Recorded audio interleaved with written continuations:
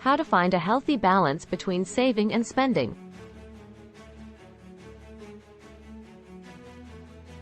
Are you a stingy person? Do you find it hard to part with your money, even for things that you need or want? If so, you might be wondering if being stingy is a good or a bad thing.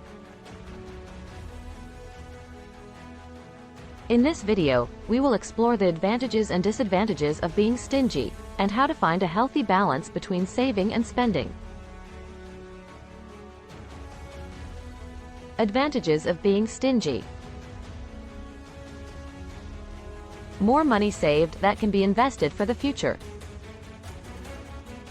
Being stingy means that you are not spending more than you need to, which allows you to save more money. Saving money is important for building wealth and achieving your financial goals. You can use your savings to invest in assets that generate income or appreciate in value, such as stocks, bonds, real estate, or businesses. Having saved money is great for a rainy day or for when great business opportunities arrive in your life. Being stingy also means that you have a cushion of money that can help you in times of need or opportunity. You never know when an emergency might happen, such as a medical bill, a car repair, or a job loss. Having saved money can help you cope with these unexpected expenses without going into debt or compromising your lifestyle. Similarly, you never know when a great business opportunity might come your way, such as a chance to start your own venture, buy a franchise, or partner with someone.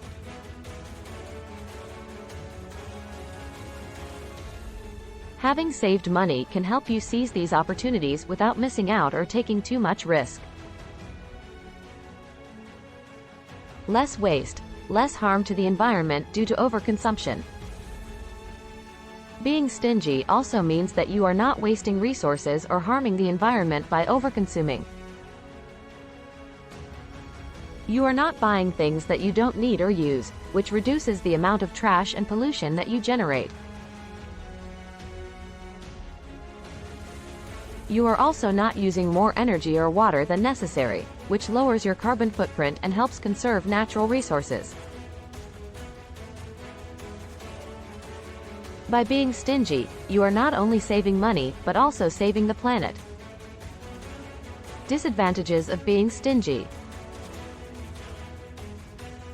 Opportunity costs. One of them is the opportunity cost of not spending money on things that could improve your quality of life, happiness, or productivity.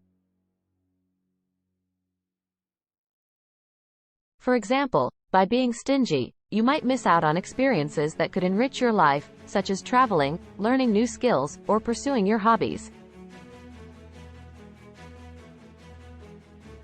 You might also miss out on things that could make you happier, such as treating yourself to something nice, giving gifts to others, or donating to a cause that you care about.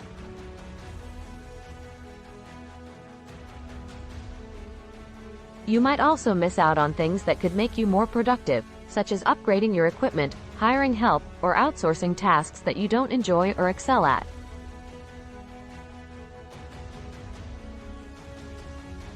By being stingy, you might be saving money in the short term, but losing value in the long term. Life is short. At some point you have to enjoy it with your loved ones, and that requires spending money. Another drawback of being stingy is that it can prevent you from enjoying life and sharing it with your loved ones. Money is not an end in itself, but a means to an end. The end is to live a fulfilling and meaningful life. And part of living a fulfilling and meaningful life is to enjoy it with the people that matter to you. Being stingy can make you miss out on opportunities to have fun, celebrate, bond, and create memories with your family and friends. It can also make you appear selfish, ungenerous, or uncaring to others, which can damage your relationships and reputation. Being stingy can make you rich in money, but poor in life. How to find a healthy balance between saving and spending. Being stingy has its pros and cons. The key is to find a healthy balance between saving and spending that works for you and your goals. Here are some tips on how to do that. Set a budget and stick to it. A budget is a plan that shows how much money you earn and how much money you spend on different categories, such as housing, food, transportation, entertainment, etc. A budget can help you track your income and expenses, identify areas where you can save or spend more wisely, and allocate funds for your short-term and long-term goals.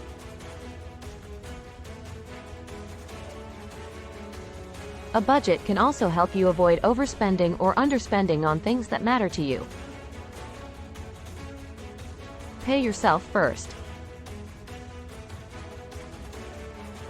Paying yourself first means setting aside a portion of your income for savings before spending it on anything else.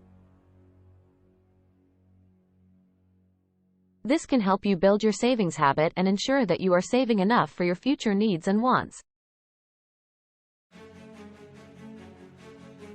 You can pay yourself first by automating your savings through direct deposit or online banking tools. You can also pay yourself first by following the 50-30-20 rule. Spend 50% of your income on needs, such as rent, mortgage, 30% on wants, such as dining out, and 20% on savings, such as retirement. Spend on value, not price. Spending on value, not price, means spending money on things that give you the most benefit or satisfaction for the least cost.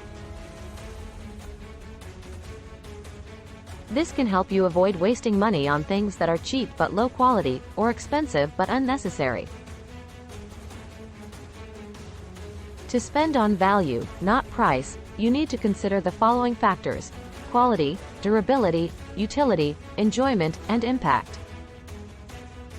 For example, buying a high-quality pair of shoes that last for years and are comfortable and versatile is more valuable than buying a low-quality pair of shoes that break after a few months and are uncomfortable and unfashionable.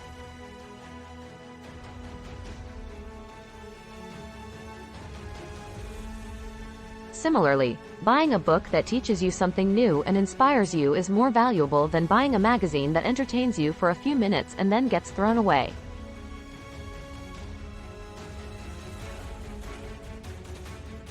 Treat yourself occasionally.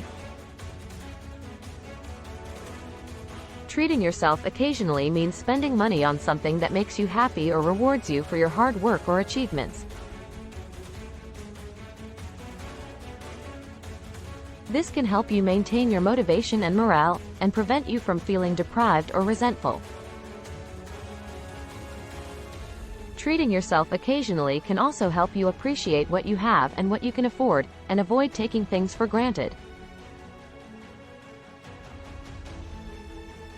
To treat yourself occasionally, you need to set a limit on how much and how often you can splurge, and make sure that it does not interfere with your budget or goals.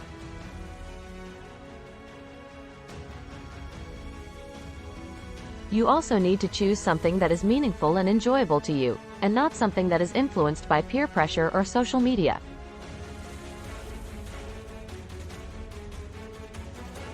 Give back to others.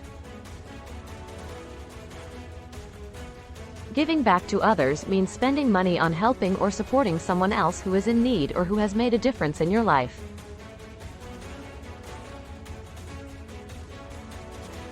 This can help you express your gratitude and generosity, and make a positive impact on the world. Giving back to others can also help you feel happier and more fulfilled, as research has shown that spending money on others can boost your well-being more than spending money on yourself.